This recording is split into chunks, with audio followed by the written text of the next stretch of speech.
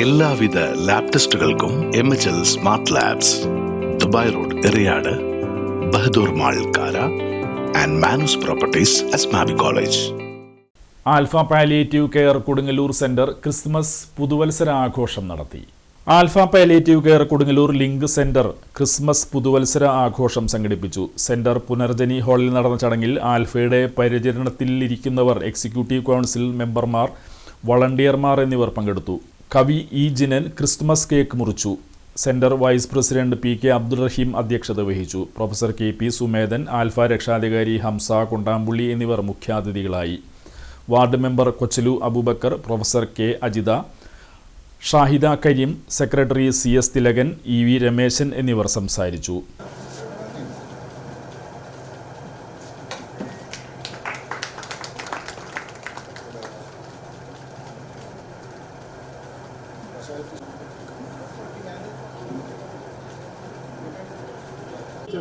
അതറിയാൻ ഓർമ്മയുള്ളൂ. പിന്നെ ഏതൊരു വലിയ ബൈക്ക് വന്ന് എന്നെ തട്ടിയിട്ടിട്ട് ആ ബൈക്കാരൻ പോയി ഞാൻ തലയിടിച്ച് വീണു. അതിനകത്ത് വീണെടുക്കണം.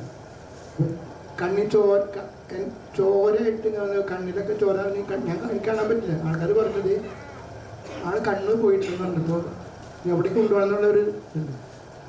അപ്പോൾ ആൾക്കാർ കൊടുങ്ങല്ലൂർക്ക് കൊണ്ടുപോകാം, സീരിയസ് എന്ന് പറഞ്ഞു. അപ്പോൾ ഞാൻ പറഞ്ഞില്ല, എനിക്ക് സീരിയസ് ഒന്നുമില്ല, എനിക്ക് എൻ്റെ ഏറ്റവും അടുത്തുള്ളൊരു ഹോസ്പിറ്റലിൽ കൊണ്ടുപോകാൻ പറയും.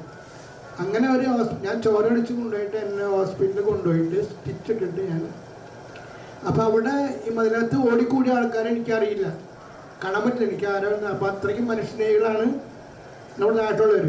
അപ്പോൾ അങ്ങനെ ഒരു മനുഷ്യസ്നേഹമുള്ള ആൾക്കാർ നാട്ടിലുണ്ട്. അവരെ കൊണ്ടുപോയി പിന്നെ ഞാൻ അറിയില്ല, അങ്ങനെ ഇവിടേക്ക് ഇരിഞ്ഞാലക്കുടയ്ക്ക് ആംബുലൻസിൽ കൊണ്ടുപോയി സ്റ്റിച്ചൊക്കെ ഇട്ട് കൊണ്ടുപോകുമ്പോൾ എൻ്റെ ഭാര്യ മീരാബായി ടീച്ചർ ഇവിടെ ചാലക്കുടിൽ പ്രസംഗിച്ചുകൊണ്ടിരിക്കും. അറിയില്ല, രാഷ്ട്രീയ പ്രവർത്തകരുണ്ട്, മതവുമായിട്ട് ബന്ധപ്പെട്ട് പ്രവർത്തിക്കുന്നവരുണ്ട്, ജീവകാരുണ്യ പ്രവർത്തനം, അങ്ങനെയുള്ള ഒരുപാട് കാര്യങ്ങളുള്ളതിൽ ഏറ്റവും ബഹുമാനം അർഹിക്കുന്ന വിഭാഗം ഏതെന്ന് ചോദിച്ചു കഴിഞ്ഞാൽ എനിക്ക് യാതൊരു സംശയവുമില്ല, അത് ഈ പാലിയേറ്റീവ് കെയറുമായിട്ട് ബന്ധപ്പെട്ട് പ്രവർത്തിക്കുന്നവരാണ്. അത് മറ്റൊന്നും കൊണ്ടല്ല, അവർ ബന്ധപ്പെടുന്ന ആളുകളെ നമ്മളൊന്ന് നോക്കാം. അവർ അശരണരായിട്ടുള്ള രോഗികൾ, പിന്നെ വൃദ്ധന്മാര്, വൃദ്ധകള്, അല്ലെ സമൂഹത്തിൽ നിന്ന് തിരസ്കരിക്കപ്പെട്ടതോ അല്ലെങ്കിൽ ഇനി വലിയതായിട്ടൊന്നും പ്രതീക്ഷിക്കാനില്ലാത്ത ഒരാളുകളുമായിട്ടാണ് അവർ നിരന്തരം ഇടപെടുന്നത്. തീർച്ചയായിട്ടും അവരുടെ മനസ്സിനെ ആഹ്ലാദം പകരുന്ന ദൃശ്യങ്ങളെല്ലാം അവർക്ക് എപ്പോഴും കിട്ടിക്കൊണ്ടിരിക്കുന്നത്.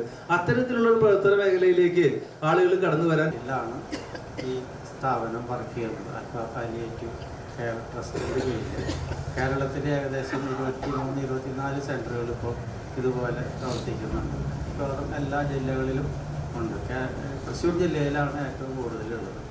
നമ്മളിവിടെ 2015 പ്രവർത്തനം ആരംഭിച്ചു.